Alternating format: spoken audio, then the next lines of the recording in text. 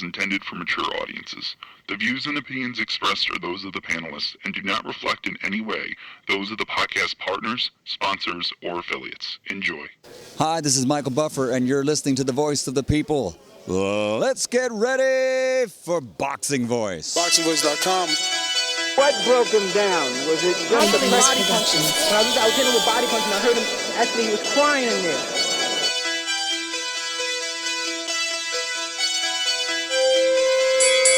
You were saying that Biggs was crying when you hit him? When did that happen? And perhaps the fourth round on? BoxingVoice.com. So that you knew you had him by that time? Absolutely, but I knew he was tough and you're taking those punches. DENT Productions.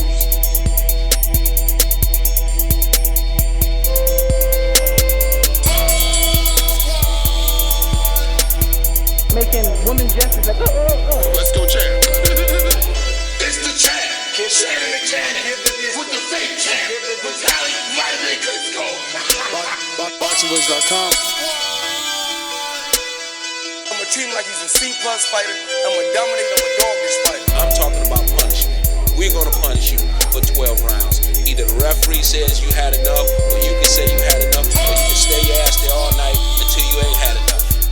I feel I'm the best in the sport, and to be the best, you got to beat the best. And all I did was beat opponents. I worked my way from the bottom to the top. I won a title by beating top competition and top fighters. This guy was hands title, he's a paper champion. Do you feel that you're the best super middleweight right now? 100%. Let's go, champ.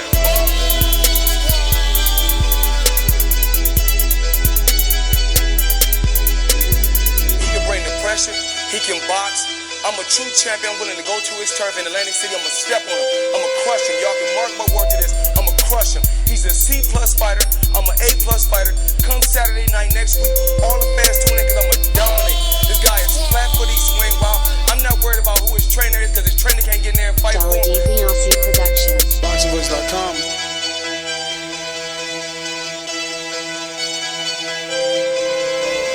BoxingVoice.com.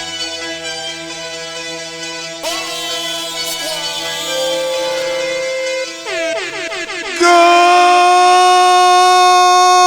morning, TBV. Welcome back, ladies and gentlemen, to another glorious morning edition of the Boxing Voice Radio. Hashtag TBV podcast, wherever hashtags they'll use. We're back to talk the biggest fight in the last decade. Heavyweight action affair. Deontay Wilder, Tyson Fury 3, or should I say Fury? Tyson Fury, Deontay Wilder 3.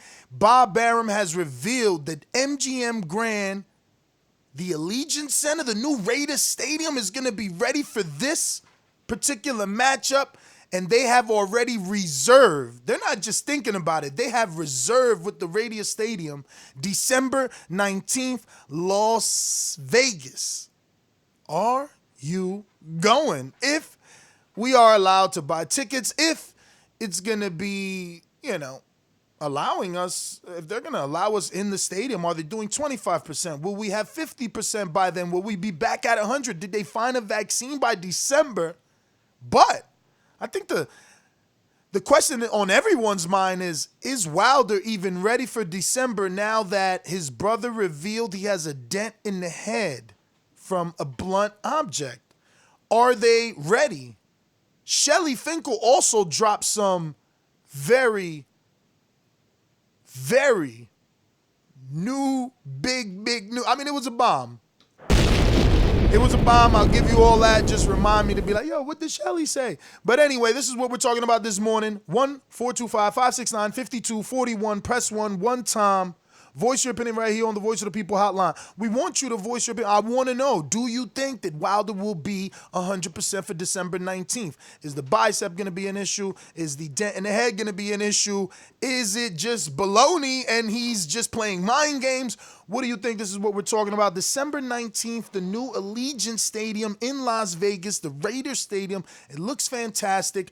Will this make or turn out to be a great event? This is what we're talking about this morning. If you're just joining the live stream, don't forget to hit that thumbs up button. It helps with the visibility of the show. Lets us know you appreciate us coming back every morning, 9 a.m. Eastern, 8 a.m. Central, 6 a.m. West Coast. So yeah, man, hit that thumbs up button. Let's go on out to some of these co-hosts and get this thing started. I'm the most brutal and vicious and most ruthless champion there's ever been. There's no one to stop me. Legend and conqueror. No, I'm Alexander. He's no Alexander. I'm the best ever. There's never been anybody like me. I'm Sonny Liston. I'm Jack Dempsey. There's no one like me. I'm from their cloth. There's no one that can match. Chip. Yeah, man. Looks like we got Allegiant Stadium, 65,000.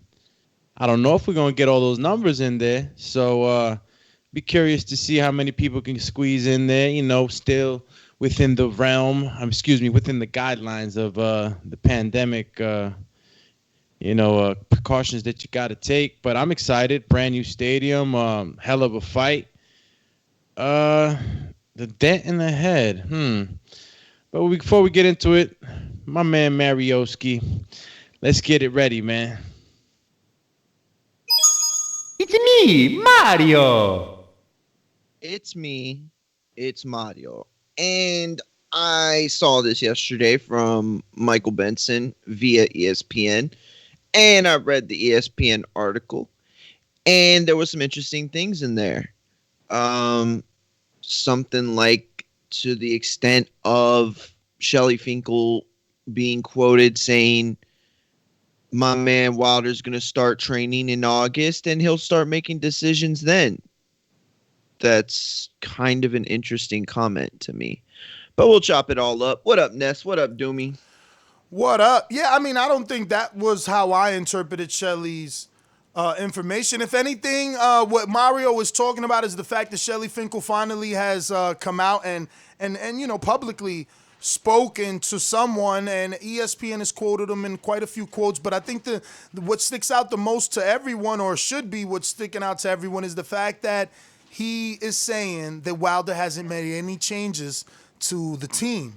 So, according to that message,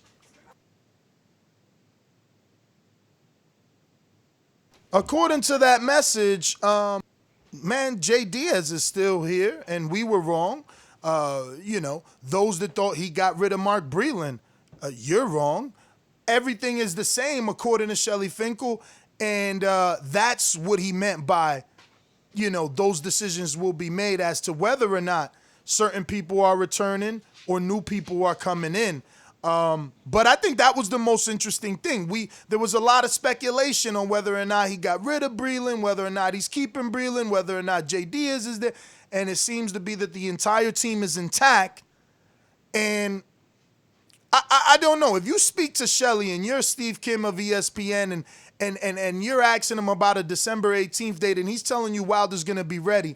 Again, this is what I'm saying about mainstream media. How could you not say, hey, look, man, his brother, I know even though he wrote autopsy on his story, his brother said X, Y, Z, and have Shelly just say, absolutely not. Deontay Wilder isn't suffering. Like, why don't we have some sort of clarification on this dent, right? We got hundreds of people running with this story, yet we don't have clarification.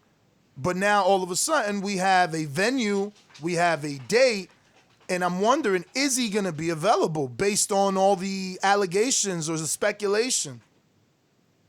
Yeah, listen, there are allegations and speculations until Deontay Wilder himself comes out. So I think that, listen, we're in the media and we do interviews all the time. I mean, how many times can we count the times where, a publicist or a manager or a fighter or somebody, a trainer says, hey, we're not touching that topic, or hey, can't ask about that stuff. Happens all the time. So, we can't know for a fact that Steve did or didn't ask. That said, to me, it is interesting that the August date was brought up. Here's the thing. I didn't put any stock into it because Deontay had not said or done anything to directly reflect any of those allegations. That said, to start training in August, I'm not saying that's weird. I'm just saying it does lend a little credibility to the idea that something's going on, and whether that's a dent in the head, whether that's a bicep, it doesn't matter what it is. At the end of the day, he's waiting. Does he have to wait or does he want to wait? It seems like Deontay's the guy who, he's going to do what he wants and what he feels, and that's gotten him this far. I wouldn't change it. That said, though, is that what this is? And so those are the questions. But the fact that they're moving along tells me that the fight is moving along. But, like, for what reasons, I guess? You know what I mean? Because if Deontay still has to sign off on certain aspects of it, I mean, decisions is a strange word to make, I guess, or a strange word to use. Only in that decisions are being made, you know what I'm saying? Like, are they being done without Deontay's, without Wilder's knowledge? Not knowledge, but without him condoning it? I don't know. I mean, at the end of the day, I mean, I don't think that necessarily. Look, misinformation is put out there all the time, right? In order for you to not give away your fighter's game plan, so to say, for him to say August, he's gonna start in August. I mean, he's probably doing other therapeutic things. I know he had a bicep surgery, right? So he has other things that he's probably relaxing, as he said, taking care of, and maybe preparing his body to go into training. You know what I'm saying? Maybe it's soft things that he's doing right now. But Ness with the scepter. Nah, you could always tell when Manchester Mario rolls out of bed. It's funny. Look, he's gonna get defensive and say that I'm always blaming him. But it's funny that he says he's like, oh, decisions. Oh, wow, it's so strange. And he's putting like this whole Twilight Zone theme blanket song over it. I see what he did. Thank you. He I'm glad there's someone else. Oh, hold on, Mario. Hold on. Let me finish so that I don't lose my thought. I'm glad someone else is here to kind of play the middleman. Now, this is the context of the goddamn quote, but my man loves the spin, and I love it. It means he's learning and he's already perfected his craft. You have to, look, what they say, whip it real good, you know what I'm saying? So look, and I quote, after the loss, Wilder questioned his trainer's decision to throw in the towel, leading many to believe that Wilder could make changes in his corner, period.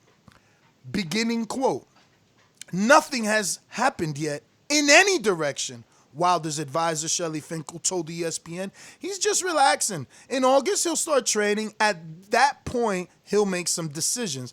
So now, reading it in context doesn't sound anything like the little, thing that Mario tried to paint. He's specifically talking about making the decisions about Mark Breland. That's what he was questions on.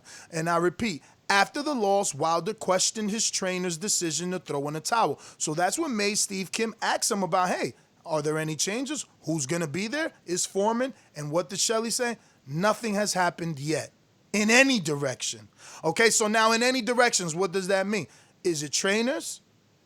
That could blanket trainers. That could blanket Foreman coming in, not coming in. That's everything. Nothing's happened yet. But this was directly, in my opinion, based on the context of the article, or at least the context of Shelly's quote and how they, kind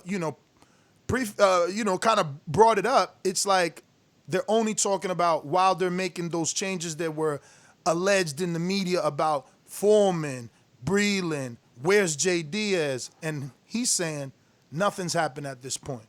And he being Shelly Finkel, the advisor of Deontay Wilder. But, Doomy, how did you receive it? Because I guess I could be wrong and Mario could be right in some alternate universe. Nah. I mean, look, it's kind of when he said in any direction, I went along with what you just said. He hasn't made any decisions on his camp. I'm pretty sure like the business side of it is not included in that because that's, I guess, outside of what he's saying. So to me, it's just a matter of how his therapy has been, leading since the fight, since the surgery, and leading up to him starting to train on August. Because if the fight's in December, I mean, literally December 19th. So I mean, he'll still be able to get an 8-week camp before that date. So it's not really like, oh man, it's this big deal that he hasn't done nothing. Remember, he had a bicep injury. He took a tough loss. But now he got a dent on his head. You can't front like hearing the fact that he's not going to start training till 1 more month when you already got Fury, the whole COVID, doing aerobics with his wife every morning religiously until he, until they had a little dispute and stopped doing it. But since then, he's taken it to a gym. Now he's in a gym and he's doing pad work. Andy Ruiz is doing pad work, and we want him to be in the gym. So it's just like, damn, shouldn't Wilder be back already, or is he not back because of the bicep? But again, in the video that surfaced of him in his private home in the backyard with his family, he did not look like he had a bicep injury any longer. Yeah, listen, let me tell y'all why y'all are both full of... No, I was playing. No, listen, the thing is that I just really want to be careful with the whole dent thing, because the bicep injury is confirmed. Like, we know of that. Like, if there is a dent, we don't know how it got there. We don't know why it's there. We don't know if it was there before the fight. We don't know if it's just a birth anomaly. You know, I have like a patch of moles in my head that look like a star when I used to shave it in middle school. So like, you know what I'm saying? Like, everybody's got their thing. But I'm just trying to say that, you know, that might not be a reason why the fight gets held up or not gets held up. All I'm saying is that from what it looks like on the surface, they're going to the stadium that the Raiders are playing at. It's called Allegiant. So that to me says they're getting ready for fans. And the reason why is because obviously they could pack something like that. But guess what? If by December there's only 25, 30, 50% left, guess what they could do at a stadium? Space everybody out. So we'll see. Ness, you had the scepter. They got football that same Thursday too. Yeah, they're leading it into the fight. They said they'll, put up the ring after the football game. Thursday game. So, you said that the bicep injury is confirmed. You're absolutely right on that. The dent everyone is ignoring, but do you think that that's the reason? Isn't it convenient? I need the soundbite. Doomy said mine's is bad. I deleted it, but isn't that convenient? All of a sudden, his brother says he's got a dent. Now, all of a sudden, the money's there.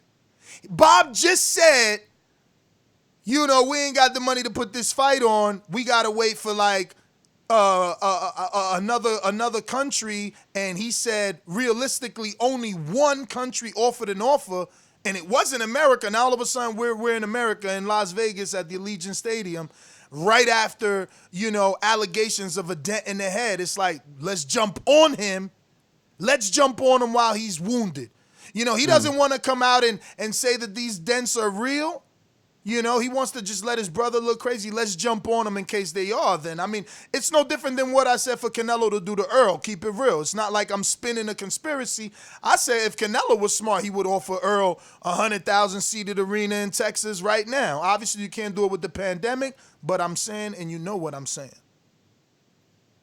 Yeah, listen, yesterday somebody asked a question on Patreon, right? And basically, that question was, if you were Deontay Wilder, or we were on Untitled, I'm sorry. If you didn't get to check that out, go check that out from yesterday, marathon show. If we were Deontay Wilder and the injury was real, do we not say anything and go along with the fight for the payday?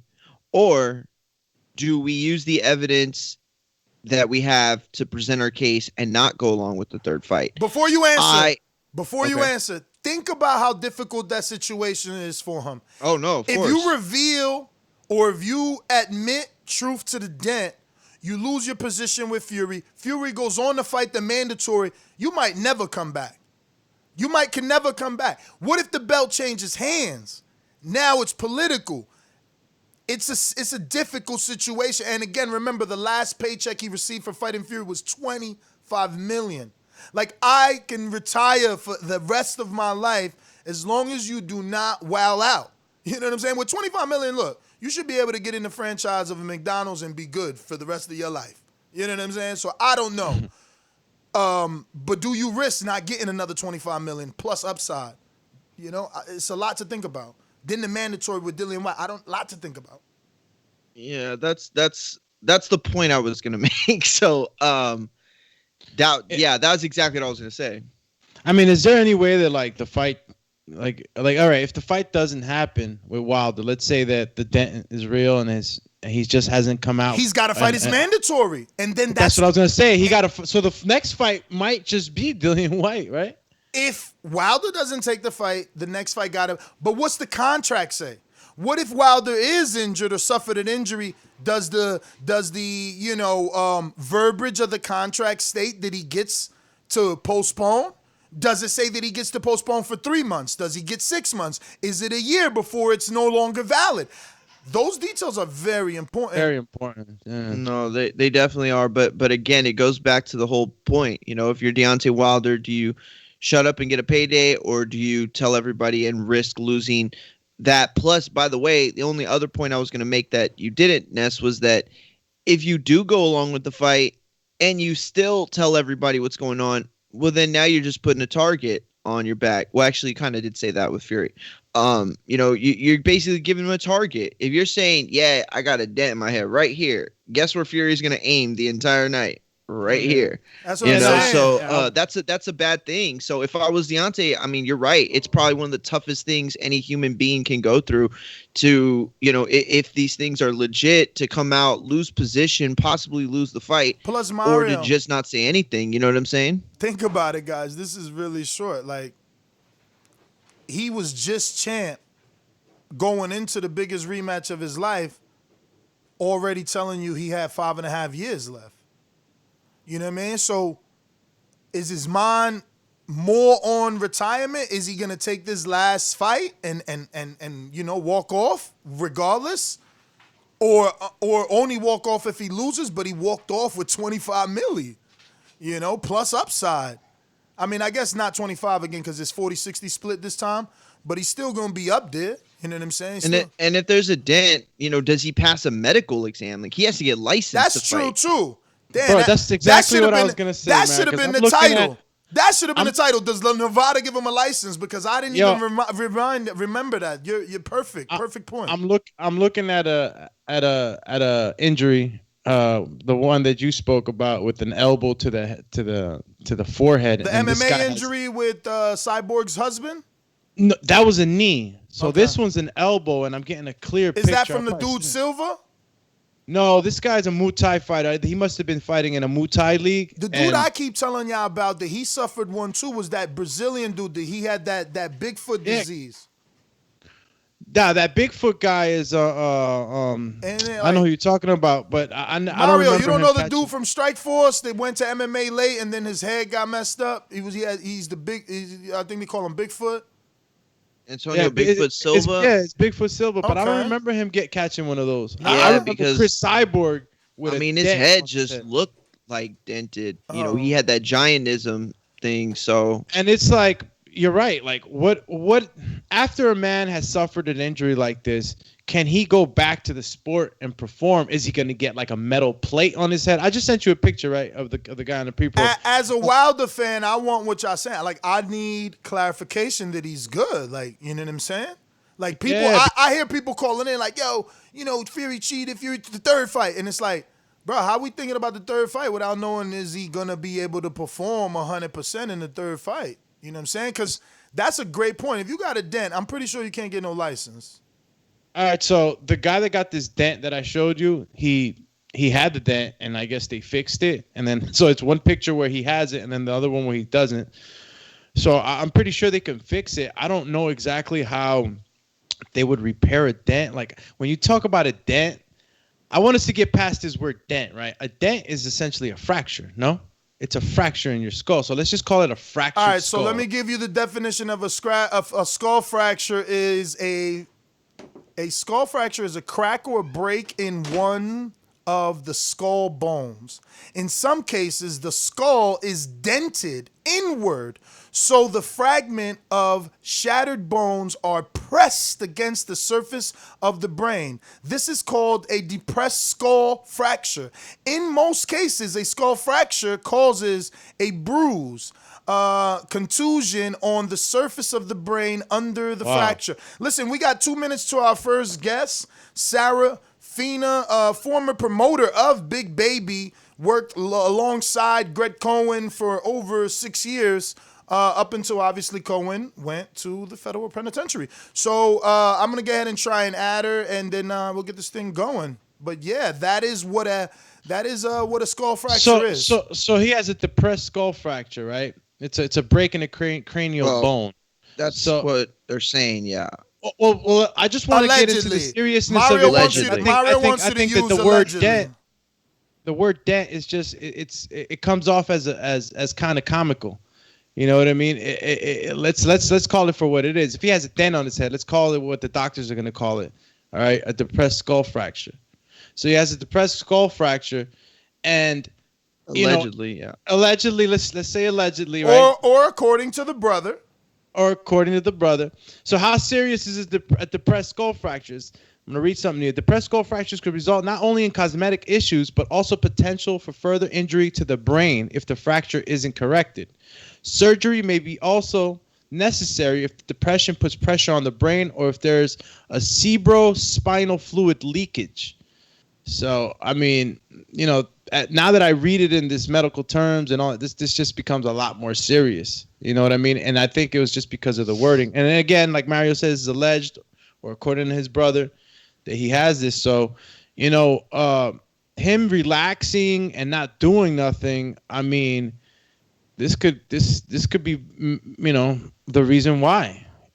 What are you gonna do? I mean, did he receive any brain injury from this? Did bones press into his brain or anything like that? We don't know yet because he hasn't spoken on it. Well, let me give you.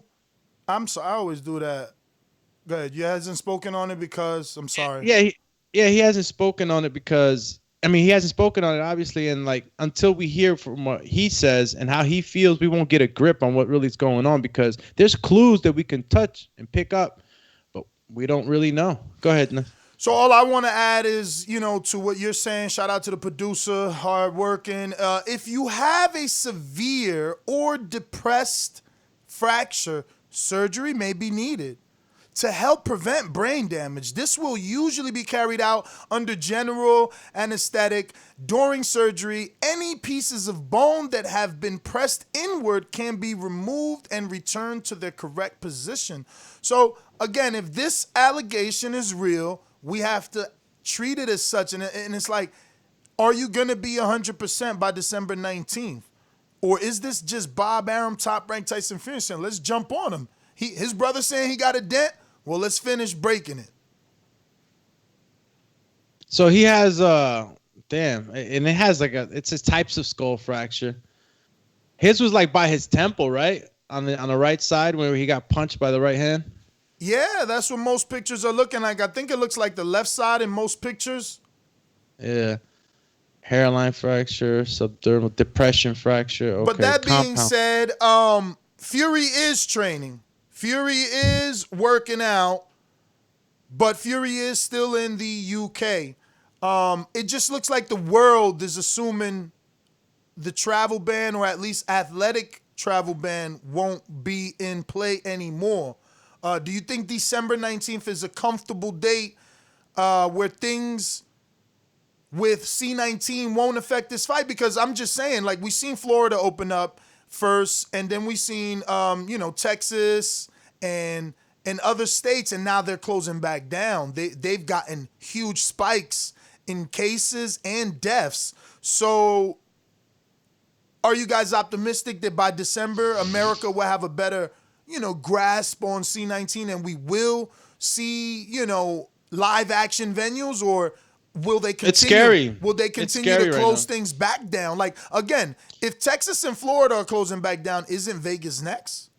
Well, we can't forget that Dr. Fauci has come out and said that before the end of the year, we're going to have a second coming. No.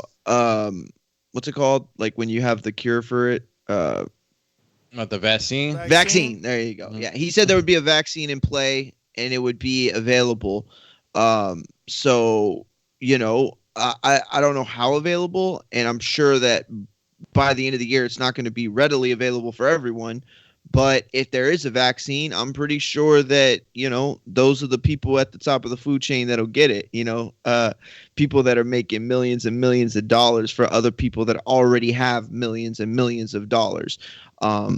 So, yeah, I think it is enough time. Not only do I think it's enough time, I think it's like the perfect place, because if you think about it, again, like I said earlier, you can space people out in a stadium. you could space people out to fit whatever, social distancing cues are going on at that time. So it's definitely possible. Isn't it the virus survives in cold temperature a lot? I know, is it backwards or cold kills the virus? I forget how it goes. I know cold kills the virus and heat kills the Sunlight bacteria. kills the virus. It's sunlight that kills the virus. So yeah, so I mean, look, it's scary right now. Numbers in Texas. I know you're experiencing that over there, Mario. Florida, and I think a couple of other states might have had a little jump here and there. And I think it's just a matter of precaution, man. And if they're going to be in Las Vegas, I mean, it's hot and dry in Vegas, right? And no, wait. Is the Allegiant Stadium in Las Vegas or in Allegiant, Oakland? Yeah, it's yes. in Las Vegas. They moved the Raiders from Oakland to If Las you guys Vegas. point your attention to the screen, you'll see images, and these are CGI. Obviously, they have not finished this completely, from what I know, or at least they never had this many cars in the parking lot. So this is definitely a computer-generated picture. But what it's supposed to look like by December looks fantastic. Guys, keep an eye on the group as well in case Serafina jumps on. But yes, let me get to the next one. This looks good. I really like the big monitor. It reminds me of the Barclays Center, but I think they made their TV on the outside a little bit bigger. And doesn't T-Mobile one have like that one? Like have something like that too? T-Mobile. Oh, that's a real jumbotron where the girls were at. Yeah, I mean Barclays Center has that. Damn. That's huge. I thought they photoshopped that in there. Nah. Why would they? That's got to be a jumbotron. Barclays is That's like that. dope. And T-Mobile is like that too. T-Mobile, Yeah, I it's guess just it just not as seems- big as this one. This one went big. From Big. From the looks And of it. I don't. Do they have color TV on the one over here? On I thought I Barclay? always see writing. I always Hell see no, writing. hell no. Hell yeah, they got Barclay color. Remember, like Danny, and every time the fighter fights, they're on it. On the outside. I mean, Google Barkley to be clear, or but I'm pretty sure they got one too. Let me get to the next one. Look at the inside now. I don't know anything about football, so I'm asking you guys: is this roof retractable? It looks like it, and it looks like a clear dome. So very well lit. Look at 3 gigantic jumbotrons. So even if you space people out and they can't see the ring in the middle of the Raiders logo, you still got these freaking enormous, gigantic jumbotrons. And then look, 64 acres. then you got 3 levels if you consider, those 2 in the middle as one.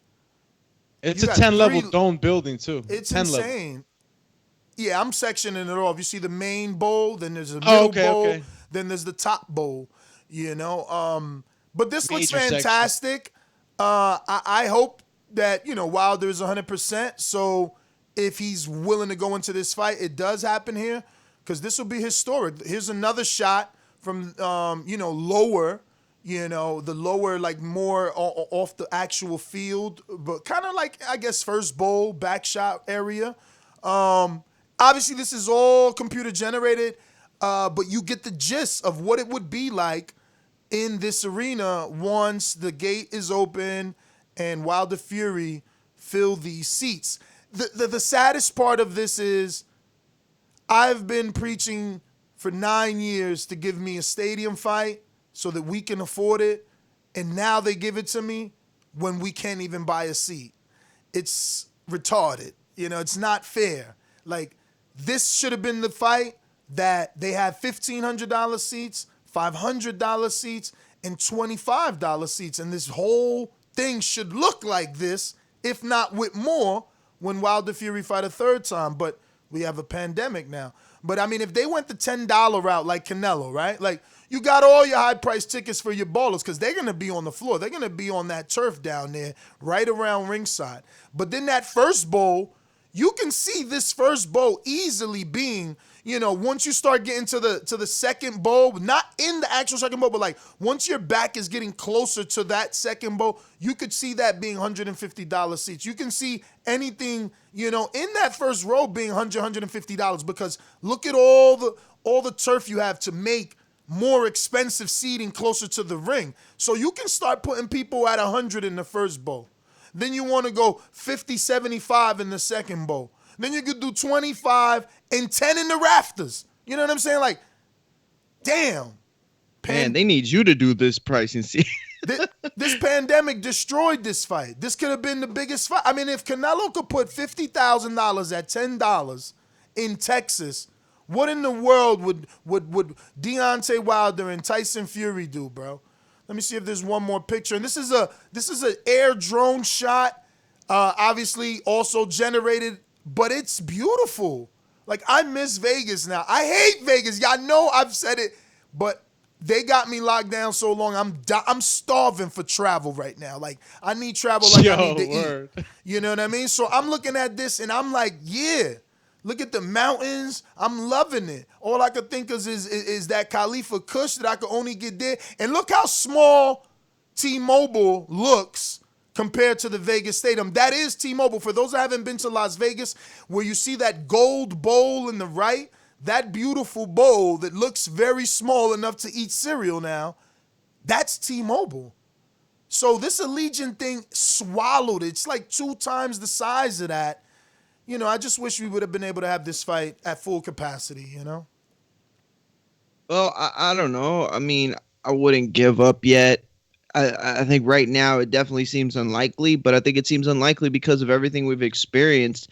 But, you know, when people do this right, like we've seen in y'all's area, people do it right, you know, this thing clears up. You know, y'all really didn't go through this for like a super long time as they were expecting. You know what I mean? Y'all got to a better point faster. And so I think that if, you know, local governments make the right decisions for their right places, like by December, we could realistically be in a place where at least 50% capacity.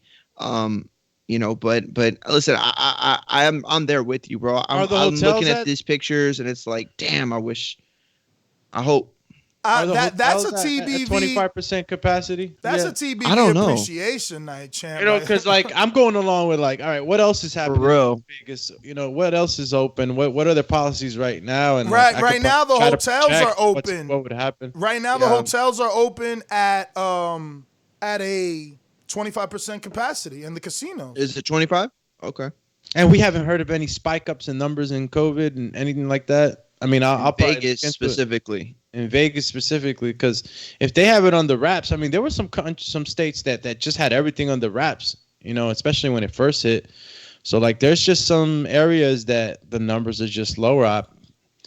If it's low in Las Vegas and they're moving along better than the rest of the country, I mean, you can't tie what's going on in Texas and Florida necessarily, you know, because there's different populations, there's different social dynamics, you know what I'm saying? I mean, but think about it, bro. Texas and Florida, I mean, I guess they have an argument or a case to make. This is just my opinion, but I'm going to assume that Las Vegas receives more tourism, bro. So if Texas and Florida, and what I mean by that is if they're already shutting down and they're receiving spikes, what the heck you think that is going to happen? Next to follow suit is obviously casinos, bro, who are really congregating. I mean, you're so close in a casino. Yeah, it would be true if they were just jumping off the spike, if they were taking that decision off the spikes of the states. But if they look within their own state and their numbers are low and they're still open and their policies are working, I don't think that we necessarily should tie that to what's going on in Texas and Florida. Obviously, we're going to look at those numbers and we're going to take precautions from it, but it's different, you know. Like you said, you know, different tourism. They might have a plan that would work great in Las Vegas that probably wouldn't work in Florida or Texas because, again, it's different social dynamics. I mean, Las Vegas is pretty much geared towards tourism. So the stadium is retractable. And it does also have retractable windows, which will be located at the end of the stadium, allowing fans inside a view of the Vegas skyline. And just for comparison, shout out to the producer again.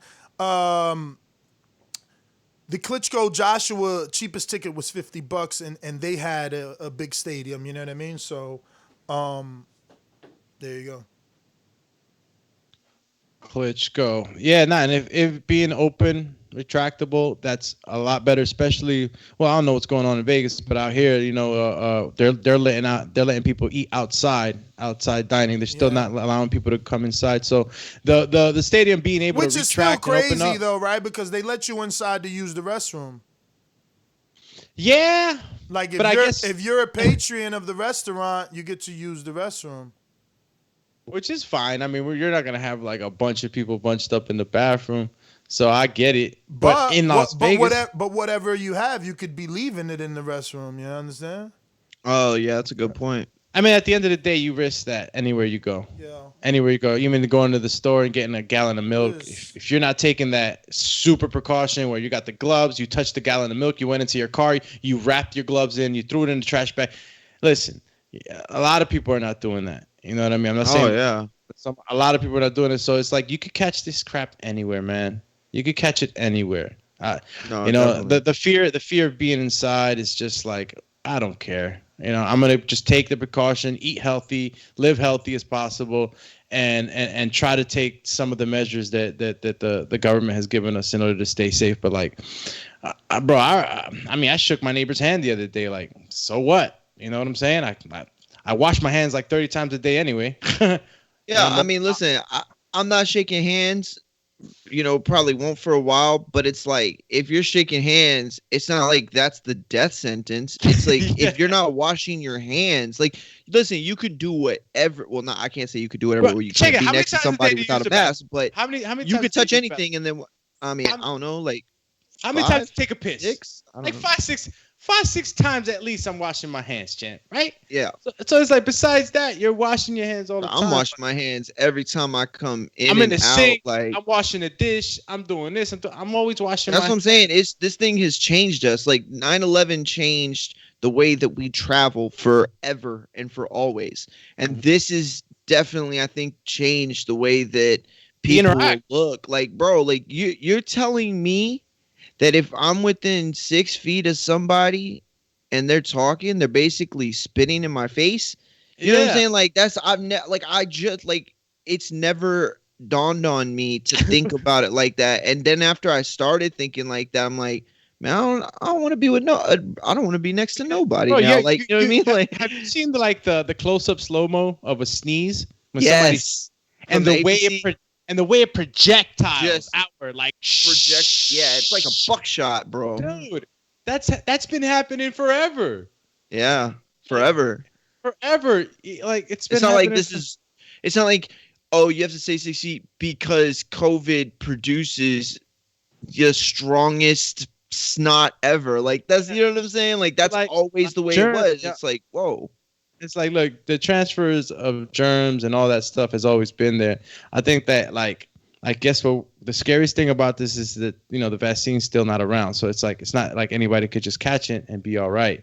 That's the fear factor right now. But you're right. If the vaccine comes out before this, like let's say like in November or something, then I guess, people would be able to get it. I don't know how readily available, how cheap. I don't think they're going to make it super expensive. There would be an outrage if they would like only make it available for like a certain type of like tax bracket. So, if that comes to fruition, man, I think I'll have more hope. But other than that, I mean, what else are you going to do? Wear masks, get sprayed down. I mean, you could always do what that dude did to go on a date. He put the girl in the bubble. You could come in a plastic bubble. Yo, imagine the whole stadium full of freaking people in bags. Nah. Bubble man. And, because I know like sometimes, especially in soccer stadiums, I know when it's raining, people don't care. They'll put their freaking ponchos on and let's go chant. Not only that, but remember that comedian, I think it was like something Gallagher, and the watermelon guy. You would get dirty going to his show. Oh, yeah, the watermelon guy. So people would put on like bags and stuff in the front row because they knew they was going to get filthy. But listen, let's open up these phone lines. Final thought, man. If the champ is ready, then we riding. But if he not, or if those allegations by his brother are true, I mean, obviously based off the information, it sounds like they need to get him checked out just to make sure he can get that license in Nevada. You know the number to call in, 1-425-569-5241. Press 1 time. Voice your opinion right here on the Voice of the People hotline. Yeah. Listen. Final thoughts. Um, I think that Ness is right about them targeting a date and not considering Wilder, or perhaps considering him in the sense of not taking advantage. I mean, I guess you could definitely say it that way for sure. I just feel like it's curious to me, that one side is saying that there's no movement one way or the other, and the other side is trying to lock down a date in a venue. It's like, did y'all call that side and say, hey, is this a good date? I mean, was it negotiated? Were they just like, yo, we're going the first date we can get? I mean, that's what I'm saying. Cause like usually it's like you have to make sure both fighters are, understand what date they're going. But we've seen in just this recent time with Amanda Serrano, right, and Katie Taylor, that was the whole thing, is she said that they didn't tell her and she didn't know. And so these are unprecedented times, and promoters and managers may be going to desperate lengths to secure a date in a venue that works, and it might not work for guys if they don't know. So I definitely think that the timing is very curious, but I hope we see the fight, man. I just want to see it, whether I'm there or not. I just want to see it. Real quick, super chats. I don't know if we read these guys. Ohio Runs Boxing says, I have too much raw sex to be worried about my hands. Jordan James, UK, says, wait, so you mean Wilder's team is negotiating a third fight with a guy that put a dent in his head? Question emoji. Yeah, and that's why I'm saying that some of these things we need clarity, because you see now people are questioning the decisions that are going to be made by the team, and do they love him or they're cashing him out? All those rumors are going to start to come out if we don't get clarity on this head injury. Yeah. Tough break for the champ, man. Dent. And we haven't heard anything from him. And I think that this dent might be real, man. This fracture might be real. Well, let's see what the people have to say. We're going to go out to the callers. You know the number to call in, 1-425-569-5241. Press 1 one time. Voice your opinion right here. Voice of the People hotline. These calls are brought to you by El Camino Electrical Services, experts in electric vehicle charging stations. For consultations and turnkey installation, visit us at elcaminoelectricalservices.com. Remember to rate us 5 stars on iTunes. Going out to Brooklyn, right? Boom, what up?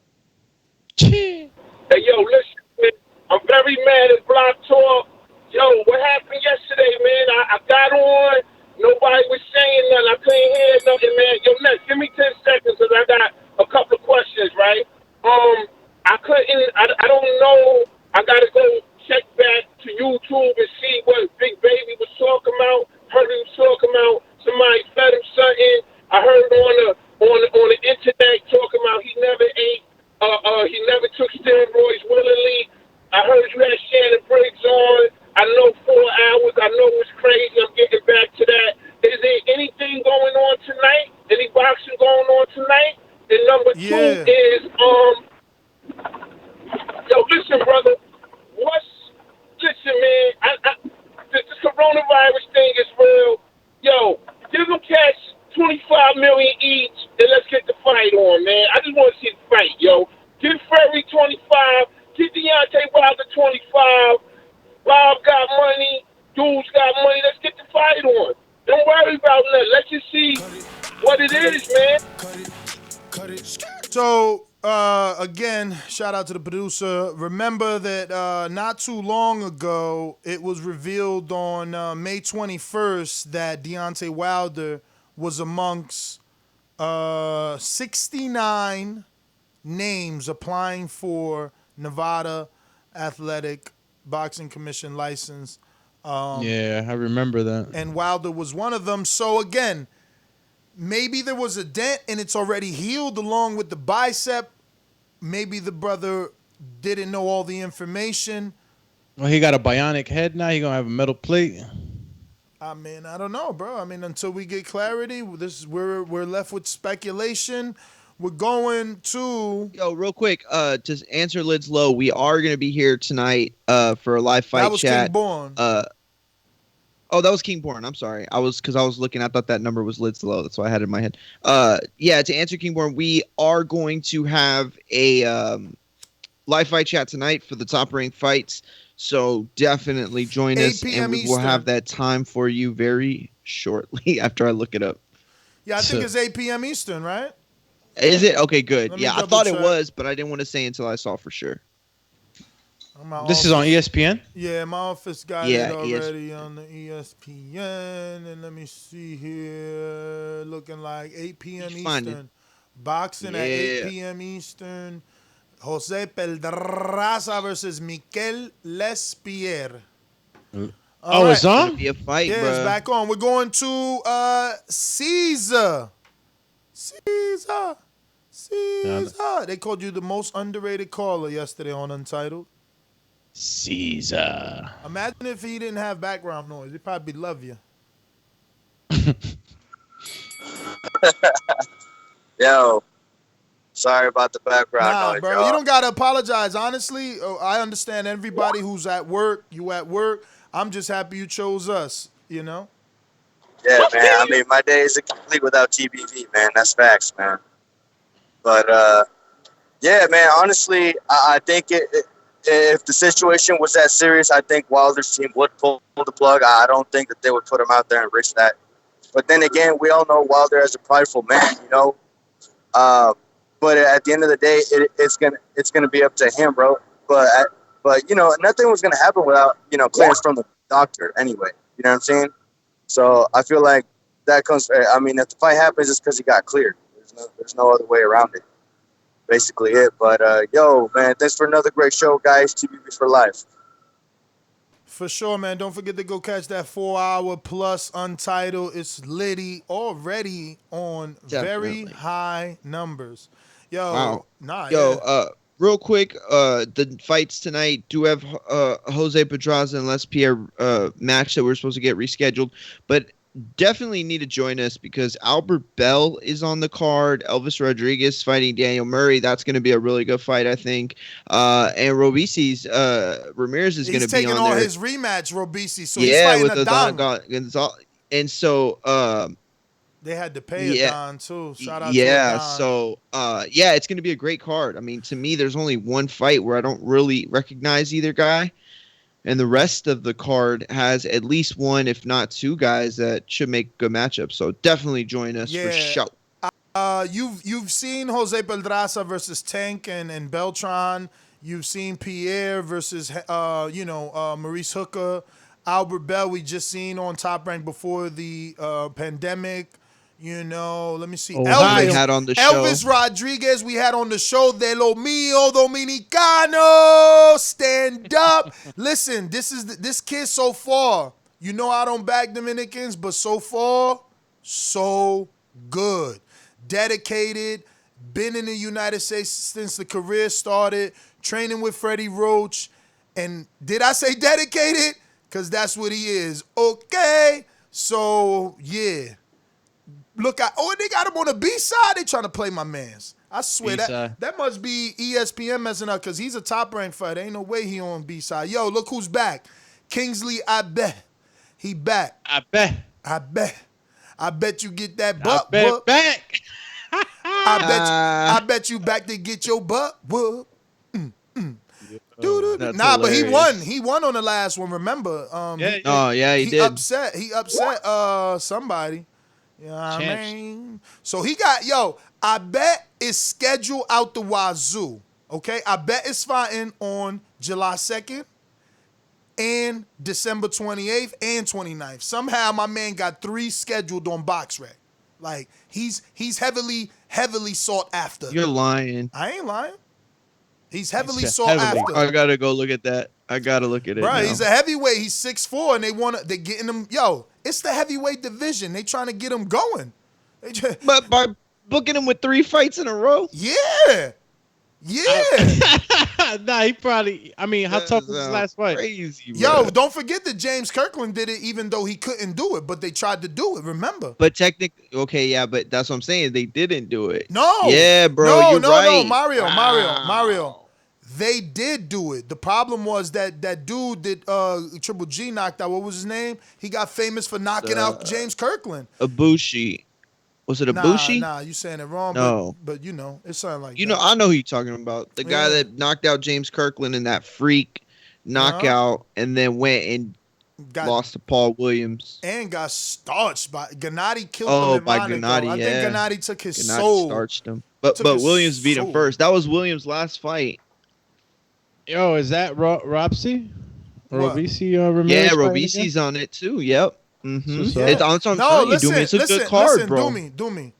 Robisi is fighting the dude that beat him already. He's rematching him, so that's a great fight. Oh, get out of here. Exactly. Now, Now remember, that alone's gonna now make me remember, wanna tune guys, in. for the you that don't know, Ashita, thank you, Super Mex. That's the dude that knocked out Kirkland and lost to Gennady. But for those that don't know, let me pull up his name. What's his name? Adan Gonzalez. Adan Gonzalez beat the gold medalist Robisi Ramirez from Cuba that beat the silver medalist Shakur Stevenson from America. Adan is no different than prospect killer Clay Callard. So Adan went in there and upset Robisi. Robisi changed trainers. He's with Ishmael Salas now, and they think they're ready for that rematch. Now, just to show you some context, I think this is only Robisi's fourth fight, so he might be rushing it. You don't know if you got freaking ghosts in your head. You know what I mean? He's got 3 wins. He's got 3 wins since the loss, and Adan has not fought since he beat Robisi, which is not good. That was 2019 August, so it's going to be a little bit under a year since Adan fights again. We need to try and get Adan on the show. Real Damn, quick, it's super tonight, chat. though. Ohio Runs Boxing says the real big baby Jared fighting next week. True. I did see that. Right. So is Takam versus Jerry Forrest. So, you know, we got that's some... crazy. It's going to be July 9th next wait, when is that fight? Takam? Yeah, Takam. It's on a Thursday? Something like that. It's on the 9th. It's on the 9th. Today's the what? The 2nd? So 7 plus 2, 9? It's not the 2nd? Let me get to some callers while you figure it out. Okay. We're going to Steve in Chicago. What up? Cheers.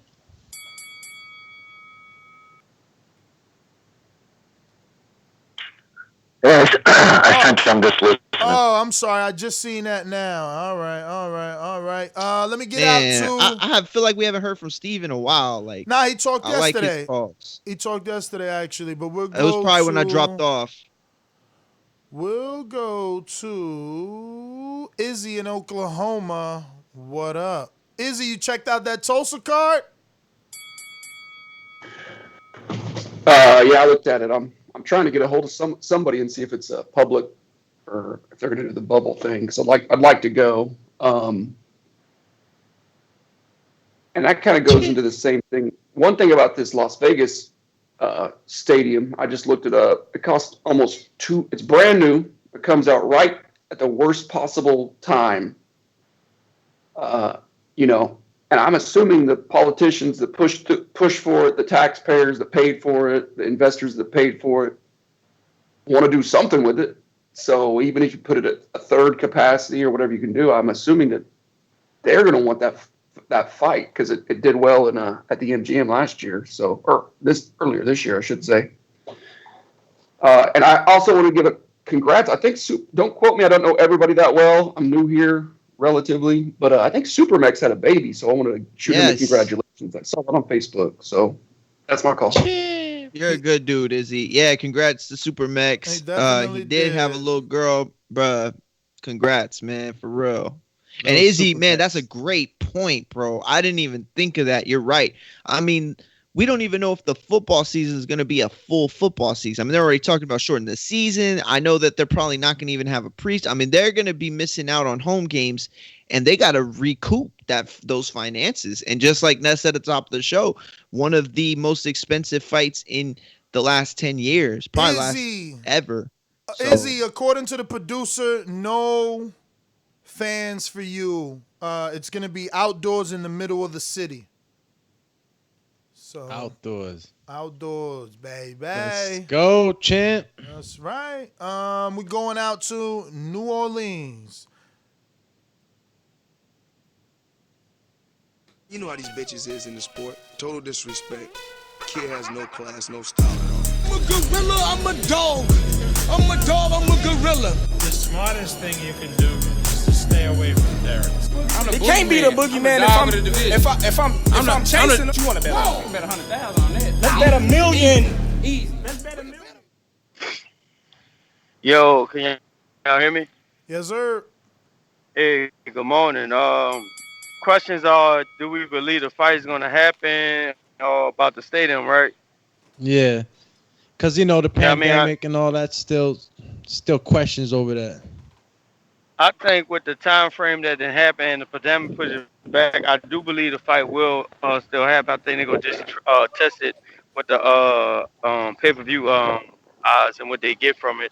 I don't know about people going to the stadium, so that new stadium may not be used. It may be. That may fall out at the end, but I'm looking forward to the fight. See what happens. As far as the dent and the injuries, I think Wilder, and hopefully that it happened after the fight, he had enough time for them injuries to heal up, so he'd be 100% when he go into the fight. That's my first call. All right. I mean, can that happen though? Ness? Could a fight like? The pandemic is serious. Like, could the fight just be on, and let's say like the Thursday game from the NFL spikes up in numbers of Corona or something like that? It could. I mean, then it's December. It's December, but the thing is, what's the degrees? Can someone check the degrees while we take a caller in December? Again, because it's like the doctors are saying, in the colder weather the virus will multiply, but is it going to be that cold? Nah, it actually, I saw Joe Rogan had the doctor that's from he was on that panel that they first had when it all started, and he said that actually it's a myth. It's not any more or less dangerous in the summer or winter. Okay. It's the nights. Summer nights and winter nights are no different. They're just as dangerous. So. Okay. So I guess it's the sunlight that kills the fatty of the virus, yeah, or the outside DJN, layer. I think DJN said it's the UV rays Yeah, what it is. that's what it which is. is sunlight, essentially. So, yeah, it's nighttime where it's really dangerous. We got some long distance number here I never seen before in my life. Oh, I'm sorry, I hadn't seen anybody. Have there you we seen go. that? Let me Do we go have to that? it. Let me Do go we find have it. that there? We'll go now. to anybody just listening on Skype. Please let me know if you can take the time out to drop a little message there so that we know you're just listening. All right. Let me go out to one of my superstar rappers on East Coast Promotions here. Hopefully he's not at work. Still got the day job until we blow him up. Just like the king is what I mean. The king is what I mean. Top of the morning, TBV. What it do? You already know. Everybody put your hands in the air. Yo, why they never look at MetLife Stadium, man, for this event? The East Coast, man, MetLife Stadium is retractable from what I can remember, because that's why they hold Summer Jam there. For those that don't know, I'm talking about in Jersey, which they always claim for New York. MetLife Stadium is where the Giants and the Jets play. Like I said, it's also retractable at least 3/4 of the way. So I can't imagine how that hasn't been looked at for an outside fighting venue. I don't know if it's an issue with, leasing, whatever. But to have it outside, like, yo, that's what it needs to be. That's old school. I definitely love that idea. Going back a bit, talking about the whole, is it a dent in the head thing? Like, it's so much protocol. If they choose to skip it, they will. Just very basic. If you're talking about a concussion, a traumatic brain, because somebody got have a dent in the head, and it's it's different levels to the diagnosis. So this will only be something, because I mentioned it before. If Wilder Yo, that number's not on the list, Ness, just so you know. He's calling from the Shadow Realm. All right, long distance caller, first time caller. Who's this? Intro? Where you calling from? Hello. Let's go, champ. If you heard a little beep in your ear, that's us unmuting you. Yeah, you hear me? There we go. We hear you. Can I be heard at the moment? You can. Yeah, this is Tyson. I've been listening a lot to some of the track that's been coming out of your mouth. I've got to tell you, right? I can tell you that fight with Wilder, he's a stand-up guy. And it's going to happen. 100% it's going to happen. But I can tell you a fight that ain't going to happen. The fight with AJ. I've been listening carefully, and I'm fed up of hearing the same thing over and over. Deontay is a stand-up guy. Stand up. AJ is a bum dusser, as I've said for a long time. And he's ducking me. There ain't no way that anything's going to happen in 2021. And I'm going to put everybody's excitement to rest. So wait a minute. This is I'll be like Tyson. that. This is Tyson Fury. Yeah, I've got nothing to do with my life at the moment, am I? I mean, you sound a little raspy. You sound a little. It's a good like Tyson Fury though. I like it. So, do you believe Deontay Wilder that you gave him a dent? Did you really put a dent in his head? I've heard other people saying that as well. There ain't no truth to that. Anybody that wants to say things like that just don't want to rob me like they did in the first fight. They robbed me of that. They said I didn't. Some people said that I did win it. Most people said that I won it. And then I came round and smashed him, flattened him, as you all saw in the second fight. Why would I want to do anything that's weird or shady when I know that I've got the skill set to beat him without it? And any of you that have been saying that, I don't know what to say to you. You obviously are not experts in what you're talking about. I don't know what to say. Maybe I should extend that whole operation to you as well, that you're a bum and a dusser. How about that, for saying that about the goods? There ain't no truth to it. So, what happened with you? I don't know what you're laughing for. I was just gonna say, why'd you actually, what's your reaction to Big Baby Miller? Not surprised at all. Nothing surprises me. Let me tell you, he's a nice guy. I don't mind him, but nothing surprises me. And if you're going to get caught out once, you're not going to have it for the second time, are you? So, unfortunately, I've written him off. And I think that should potentially be a ban for life. Not my choice, not my decision. And people will rule what they'll rule, as you saw in the first fight with Deontay. But, I've got to write him off, unfortunately. Yo, so this must be Tony. I don't want to kill your last name, but do you have to be Tony Lapidos? Lapidos? Yeah, that's right. Man, that's right. Yeah, Tony Lapidos. Felt like that was so I good. felt like calling in. No, that was beautiful, man. I think he gave the answers like Tyson. That's what it felt like. Let me tell you something. I actually had tried to get him on the last show, but he wasn't available. And this one just happened to be organic. He must have seen we were live. So I'm very happy that you called in. I wanted to have you in as a interview, man, and have you actually on screen via Skype so that people can get to know you and obviously follow your social media and get your numbers up, bro, because you do very good impersonations. I did play the rap that you and your friend created for the whole, because they have you guys have a Fury part and a Wilder verse. So yeah, man, just tell us how you got into impersonations. Thanks a lot, mate. Just by the way, we can do that live stream. We'll do it. We'll get it done. There's a lot more where that came from. But if you want to do it, let's do it. But impersonation I've been doing for a long time, and I started getting into the animation thing with my friend, Get Off My Visual, it's called. And my name, by the way, is Lapidus, like you said before, you didn't want to kill my name. But I started getting into it when I was younger, and then I started doing a lot of boxing ones, just watching it. I'm from the UK, obviously, as you can hear, probably. You can probably tell, right?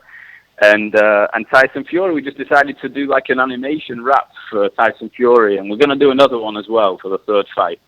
Definitely going to do another one for that. So yeah. What other fighters do you do? And obviously, I'm screen sharing your social media here. At can you pronounce the last name? Lapidus. Oh, Lapidus. All right. So Tony Lapidus impressions. Yeah, Lapidus. Yeah, that's on Instagram. That's on YouTube. That's on Twitter. Everywhere. Yeah. So what would you what consider? Did you say? Yeah, what would you consider your best fighter impression? Is it Tyson Fury that you're the best at, or is there some others? Yeah, I like doing Tyson Fury. I also like to do Paulie Malignaggi. He's a great guy. That guy's a fucking great guy. He's a guy to support. I got no doubt in my mind that fight's not gonna happen with AJ. I've been saying the whole time that fight. He's just somebody I like doing. He's a good guy. Damn, Joe. Wow, that was good. That was good. That was good. He always likes it. Whenever I do an impression of him, he likes it. So if you ever want a commentator on Paulie Malignaggi's voice, I can do that as well. So. Definitely. So, but yeah. So you said how many years have you been doing this? I've been doing it I've been doing impressions since I was about 6, just doing them of teachers and stuff like that, and cartoons and my family and everything. And then I just joined social media about 1 year ago, just over a year ago. So I'm kind of new to it online. But the feedback's been great, and I'm trying to grow my numbers, and I'm trying to grow, my following, and hopefully we'll see where it leads. But, we've got more people got a lot more people, boxing, especially in the boxing world, people like the stuff that I do. So I'm just going to keep at it and just keep going. Wait a minute. Do you do Heath Ledger? Heath Ledger? You mean the Joker? Yeah.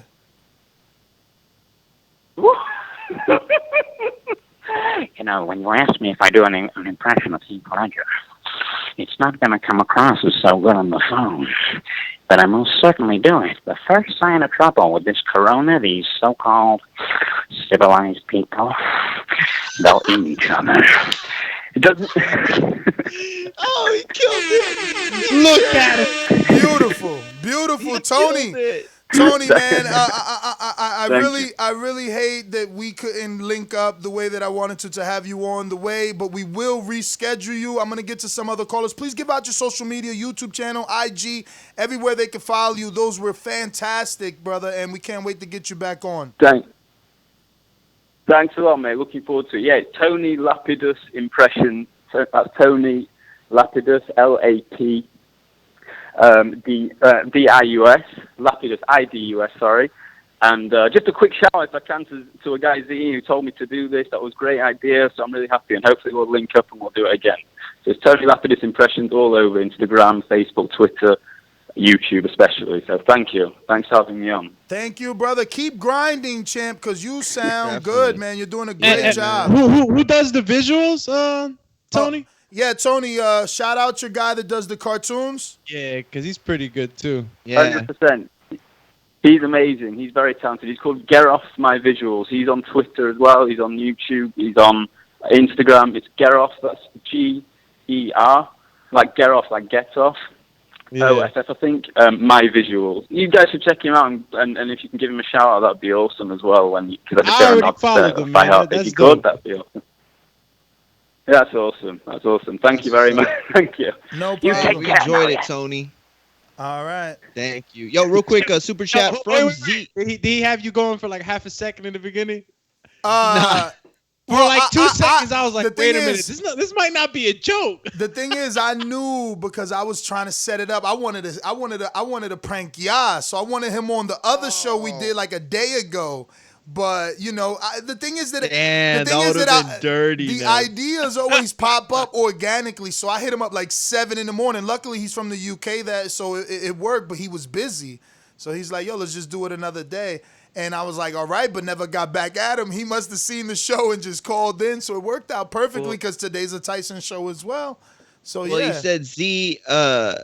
is the one who got told him to come on. Z sent a super chat out, and he said, "Tony Lapidus impressions on IG. Follow him." And shout out just Z. did. That's what's up. Damn, great minds think alike, Z, because I was literally communicating with him for between 24 to 78 hours ago. So that's dope. Shout out to the community, man. See? And even Tony said it, that he gets a lot of love from the boxing community the minute he started doing boxing impressions. But his ledger was dope. I can't wait to get him back. I'm sure. He's no longer listening, but I hope that he does Joaquin Phoenix's Joker. Because we're going to compare laughs, because I got that laugh down pat. What you saying? That being said, though, let's go back to these callers. We got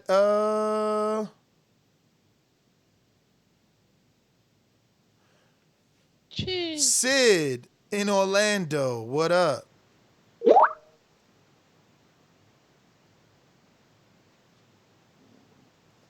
What up, man?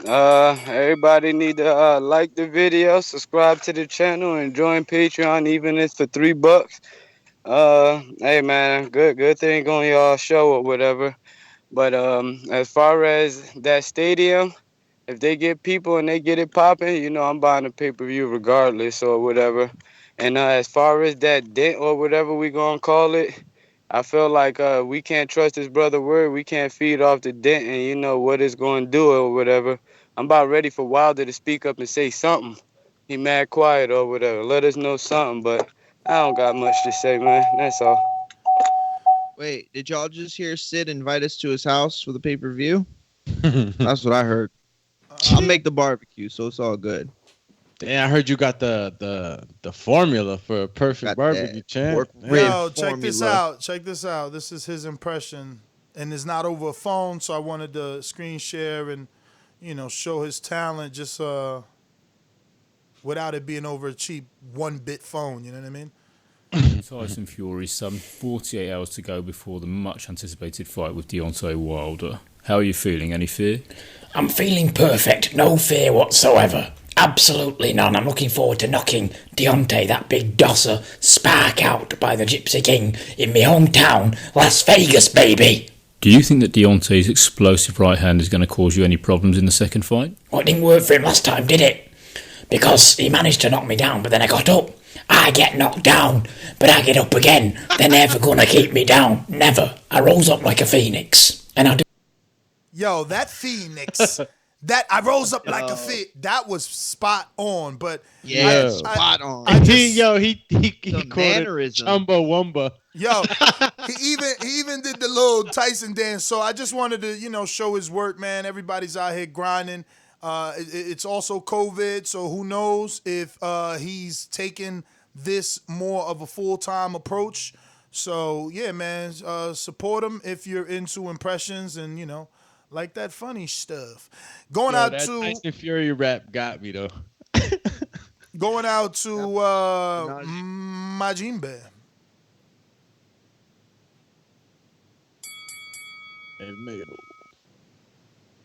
So pretty much what I feel about this is, if it is true that he has a dent in his head, why not let Tyson Fury go fight Mr. Robotic? Let that fight happen, and then when you're back and healthy, come back and fight again. I don't know, man. I'm not buying it. I'm not buying this whole dent situation. But Ness, I am. You got me amped up for the appreciation night in Vegas. I will say I am not passing joints. I'm not smoking with anybody. I will be passing joints around left and right, but I'm taking everything to the face. Take care, guys. Yo, I hear you. I hear you, but this is why I said yesterday, I'm not going to give any details, but what we spoke of on the title, this is what I'm saying. You know what I mean? That is exactly what I'm saying. Like, it's like, I know I made no sense right there to those that didn't watch Untitled. But it's just like, such a weird thing, this thing here, man. I don't want to say too much. Untitled is for the patrones only, for the patrones. You know the patron means patron in Spanish, right? But the difference is, and this is what I keep telling you guys, you Americans, us Americans that, don't know Spanish, the simple translation or the direct translation for Patreon It's patron, but then patron in Spanish means like that dude. You know what I mean? Like the boss. Patron. Like El Capo was a patron. You understand what I'm saying? Moving on out to, because now you just got your little Spanish lesson. We're going out to New Orleans. Yo, I got to get this right now. What do you do? Flippers for everything? I thought Flipper was for flip-flopping. Flipper's just any. You just like Flipper now. Flipper is when you make a funny. Flipper is when like you make a big mistake. Flipper is when you look maybe a little dumb on the show. Yo, I wonder, honestly, I know that people be like, nah, man, you ain't old. And I ain't old at 40. And it's true, you're not. But that's an old soundbite. I wonder if people really know what that's from. Or are they just hearing, you know what I mean? I use it for cash, Echo the Dolphin. So I watch Nick at Night do me. I know what Flipper is. You know what I'm saying? I know it got canceled in like 1979. Who had Sega? Who had Sega when they were little? Oh, I had Sega. Sega, hell yeah, I had Sega. DBX Flippers of G. Y'all didn't have TurboGrafx 16. y'all ain't play Bonk's Adventure. You don't know about that. You had the 16. I had the Sega hell G. Yeah. At my boy's house. Bro, hell yeah, had the 16 one. The 16 graphic one, of course.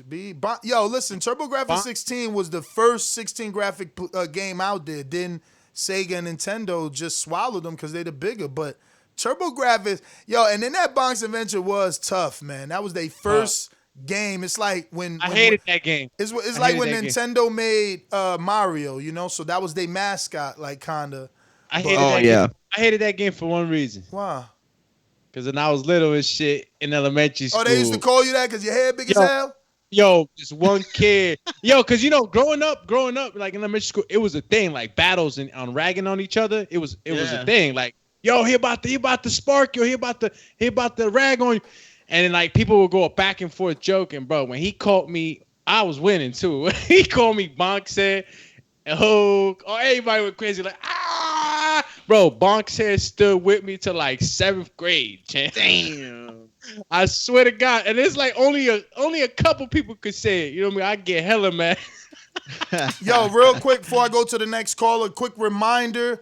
Everyone that is out there tuned in, if you haven't already subscribed, don't forget to subscribe to the YouTube channel. You want to get that notification bell when we go live, because we will be going live once again to discuss the WBC ordering Ryan Garcia versus Luke Campbell and all the details that pertain to that. And it looks like we may be getting Javier Fortuna back on the show, as there has been some allegations thrown around about his name via Eddie Hearn. So, yeah, if you want to tune into that, we'll be live at 10:45 right here at youtube.com/The Boxing Voice. So, we got a few callers to get to, and we got to make it snappy. Pappy. NO, talk to us. Did we go to NO already? I said it never went to him? Nah. I thought it, NO. Never went to you, but I thought it. Ladies and gentlemen, I'd like to introduce to you a young fella, and he comes from the Magnolia.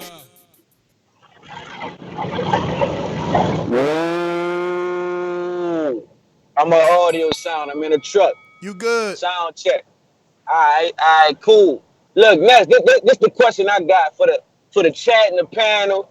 Like, why it wasn't a problem when Canelo got investigated, or Charlo got investigated, and all the other scandals that got investigated? Like, if he ain't do nothing wrong, just let him investigate. What's the problem?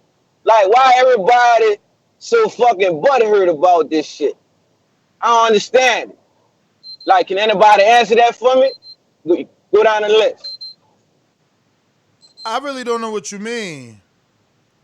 I mean, I see a lot of people upset that, you know what I'm saying? Like, a lot of people want this shit to be investigated. Look, something look fishy.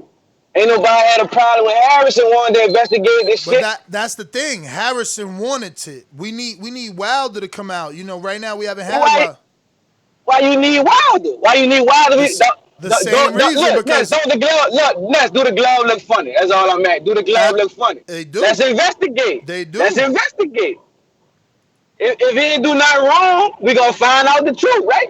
But So what's the problem? Didn't California already investigated when they tried that? Remember, they said that they ain't found nothing wrong with it.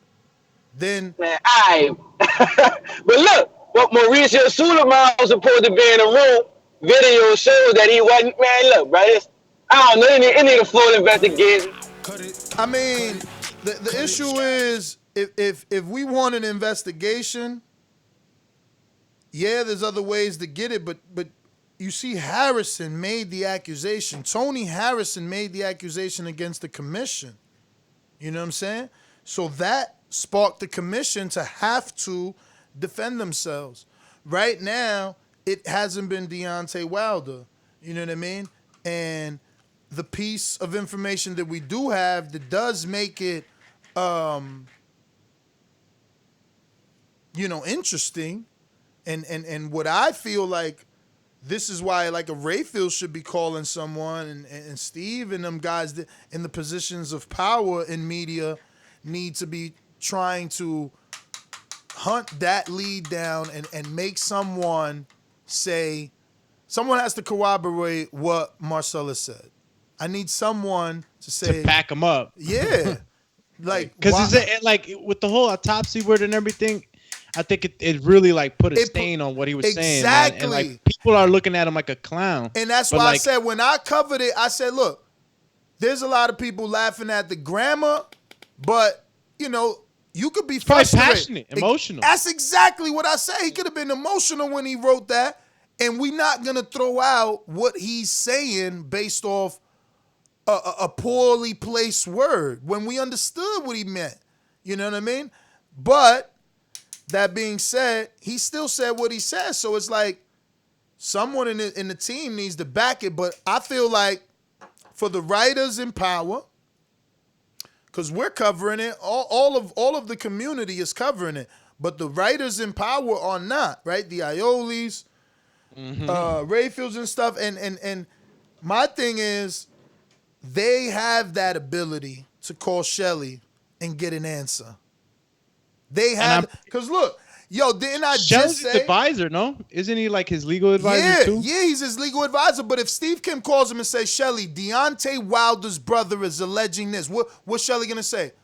Call me next month, Nesta? No, he can't say that to Steve, because Steve gonna put it out on ESPN. That is a casual fan network.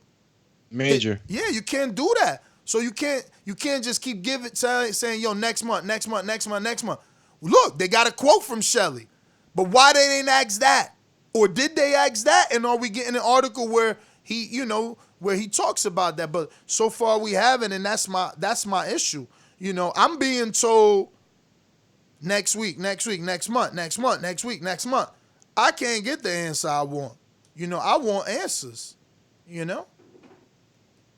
Yeah, this is what's become. It's become the story of, okay, Wilder, when are you going to speak out? And it's going to get even worse, as the fight comes. But he doesn't have to speak out if this isn't true and if he doesn't want an investigation. But the way I know his point is like, oh, we need an investigation.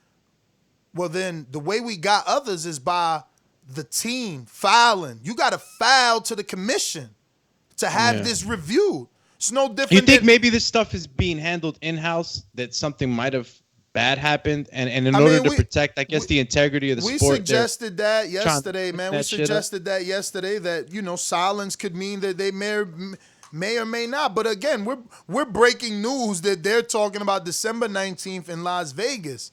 So where are we? Does he have this skull fracture, or is he ready to fight? I don't know. But look, we got to get the callers. We got another show scheduled. We're going to Stainless in Detroit. What up?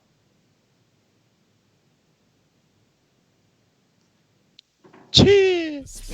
Red belt, black belt, WON green. I'm king. Undisputed GOAT, TBE. And you can catch the news first on TBV. Voice of the people now let me speak. Scientists of the sweet, BOXING. Yo, believe that you're going to be spitting that on the stage at the next appreciation night, champ. Got to. Yo, you had Shannon out here saying you hot. First off, good morning, TBV. What's good with you? Buenos dias. What up? What up? Yo, Mario dippied? Yo, he got, shadow realmed by his internet. Yeah, I assume we talking about Glovegate again. Nah, we actually talking about, I mean, we are, but we ain't, because we talking about the fact that Bob Arum revealed that they got a targeted date of December 19th at the Allegiant Stadium. It's that brand new Raiders Stadium in Las Vegas. And remember, he's got it. He got the date reserved with them. This ain't just, we think about going. No, they got that date. Reservation, it's over. That's theirs. All they got to do is, I guess, be allowed to have 25% in the stadium by December. Yeah, I mean, I'm happy to hear that they at least progressing towards something. But the secondary question is, what is the secondary question? Here we go. The dent. Where's my title? Right? Where's my title? What's my title say here? Does the dent in Wilder's head push the fight back? Does the dent push the fight back? I would think so, man. I mean, Info said it when it first came out. That's real. Should he even get back in the ring? Because that could be serious, man. I don't even know what to say on that. I will hope for more information before I actually try to give an opinion. Because nothing against Marcellus Wilder, but it's not like he gave us, an analysis and the proof. And that's where I'm at, man. You see, somebody needs to corroborate what he said due to the nature in which it was written, just to give it that validity that it needs to get the push from mainstream media. We're going out to the commissioner, Sony. What up?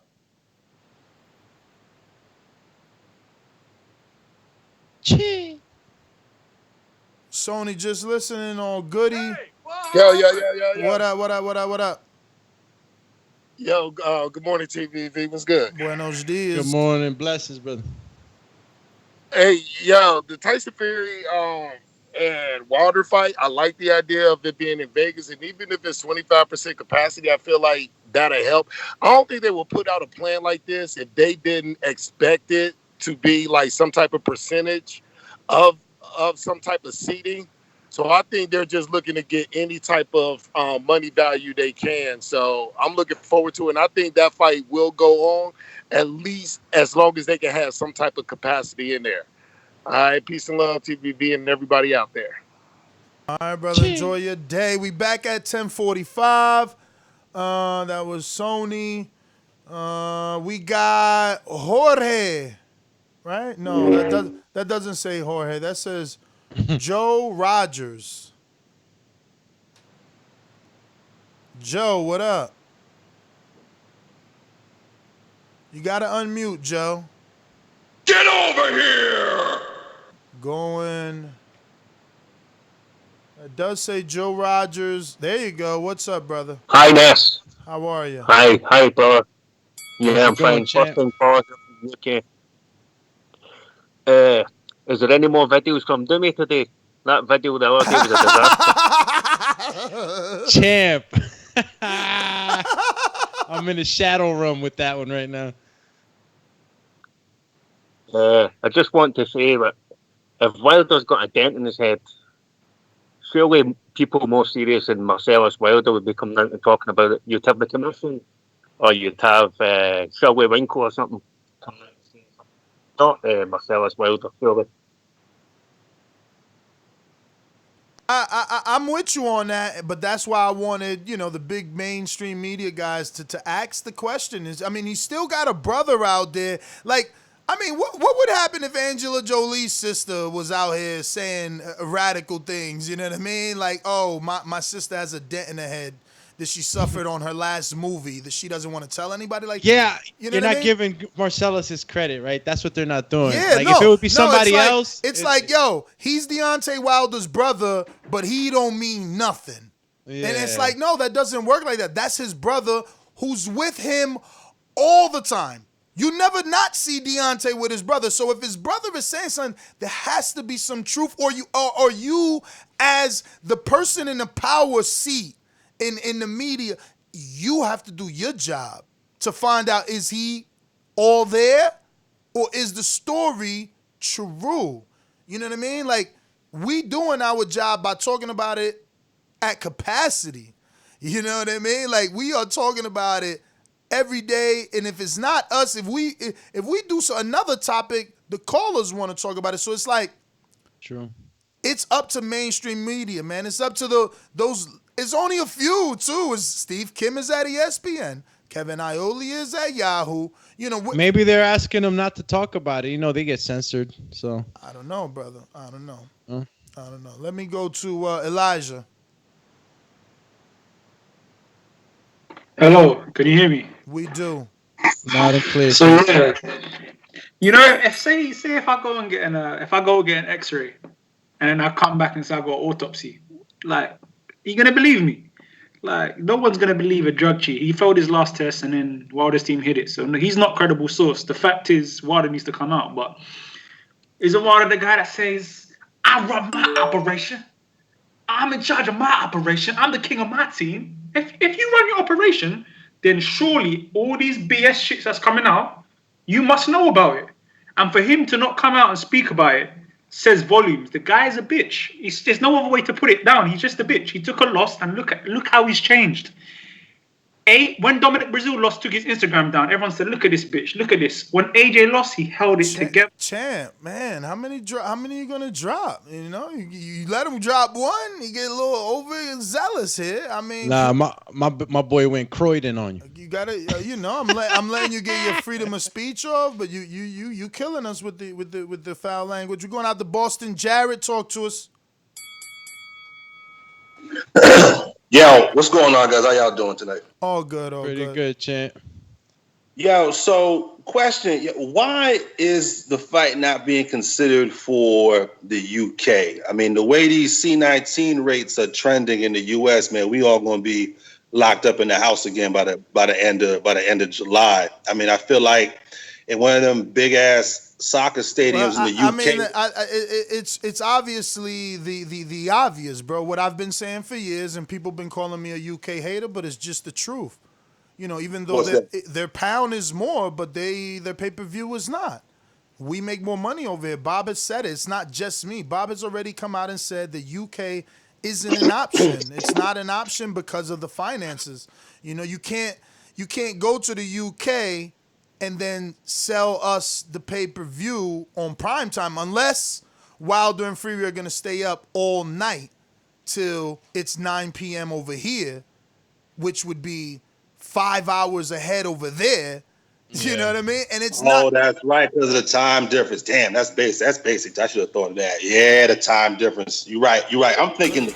Then they'll lose the pay-per-view, Boston, but that is your time, champion. And I gave you more. But yeah, you'll lose the pay-per-view money. You can't They do lose bigger that. numbers over here anyway, right? In terms Like of pay-per-view? Yeah. I mean, Yeah. it's cost more. Listen, first of all, the gate is more. Everything is more. Like, the pounds is worth more, but they're being nice. I'm not. We can't get at the UK. Like, people whose argument it is, oh, your pay-per-view's 20. I wish mine was 20. I wish my seat to the big fight was 50. You understand what I'm saying? I wish they were treating me the way they treat in the UK, but at the end of the day, in the USA, it's more. There is a price hike. Look, Wilder Fury, you can't read an article without them reminding you that they made over $17 million in gate and that money is needed to pay the fighters. Like, you can't neglect $17 million in seats.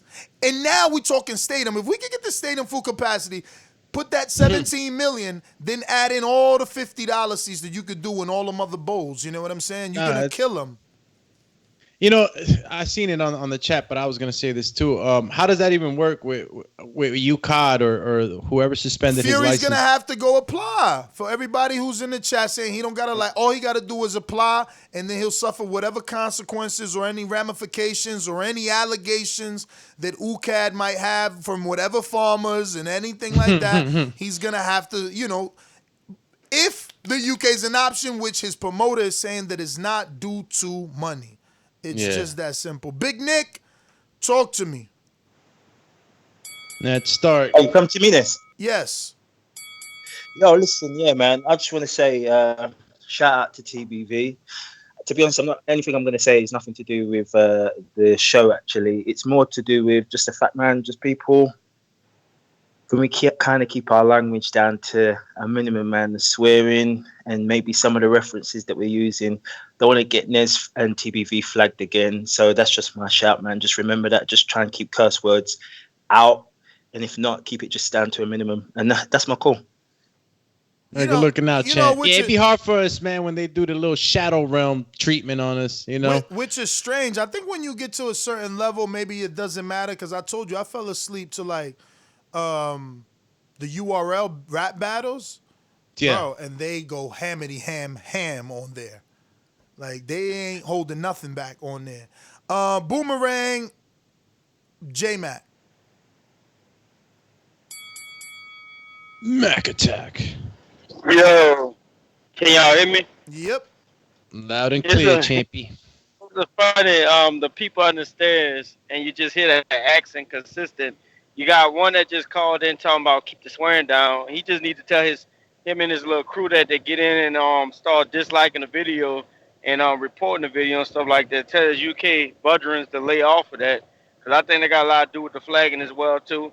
And also, it's funny how they could continuously call Wilder a BITCH, but last time I quit, their heavyweight champion is on the record talking about panic attacks when he stepped over to USA and didn't want to come out his locker room and stuff like that. And then you sit up here and, like I said, he spit out his mouthpiece and wanted to quit. Deontay Wilder damn near fired his trainer from throwing in the tower. You got two different situations. So, like, I don't see how Wilder could be called a BITCH when you got an Anthony Joshua. Makes a damn good point, man. You know, we don't agree often, but yeah, I couldn't agree more. Wilder wanted to fire Breland. AJ was around, you know. He was ready to die out there. He was chewing on the mouthpiece. But listen, that's neither here nor there. It's different situations, but you made a damn good point. Way to use that boomerang, champ. Boomerang, stainless. Everybody put your hands in the air. Yo, I'm on the road, so I'm all right. I sound all right. You sound good. Sound good, man. Yo, I was basically mirroring what J Mac was saying. Whoever that dude was, he talked about Wilder taking going silent, Brazil going silent. We didn't hear from Anthony Joshua for like 6 months until like a couple weeks before the fight was made or something like that. So, you know what I'm saying? All of this extra unnecessary talk is really unnecessary, man. I guess we all forgot about COVID, you know what I'm saying? Or I'm saying I guess we forgot about the injury that he suffered during the fight and the surgery that he gotta have, you know what I'm saying? And when we needed him to speak, which was when all this George Floyd stuff started, Wilder spoke. So that's all I needed from him anyway. That's what a people's champion does. So I always say, please make sure you push the thumbs up, share this in every episode of the Boxing Voice podcast. This is TBV for life. If you ain't on Patreon, it's because you're stupid. Shout out to El Camino. Peace. Yo, hey, Stainless, I proofread your press release, and how Mario didn't put, like, cause you a pendejo. He put estás pendejo. Yo, we gotta help Mario.